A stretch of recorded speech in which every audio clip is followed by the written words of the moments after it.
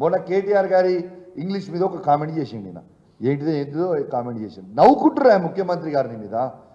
ఇలా just because you don't know how to speak English, ఇలా you're making you're absolute.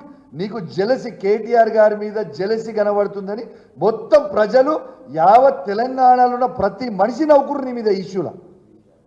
ఇది నిజం కాదా? ఇది అసలు తెలంగాణ కాదు, ప్రపంచం మొత్తం నవ్వుకుంది. ఇలా కేటీఆర్ గారు ఎంత అద్భుతమైన పేరు తెస్తూ ఉన్నారు, ఇలా ఎంత అద్భుతంగా మాట్లాడతారు.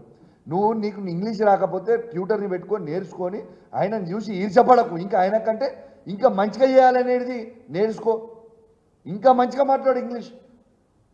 నీ నీ నీ ఇంగ్లీష్ చూసి దేవుడా దండం పెట్టాలి డావోస్లో ఒకడు ఉరికిండు, ఈ పరిస్థితి చేసుకొని వచ్చిండు. కాబట్టి నువ్వు కేటీఆర్ గారి మీద ఏడవకు.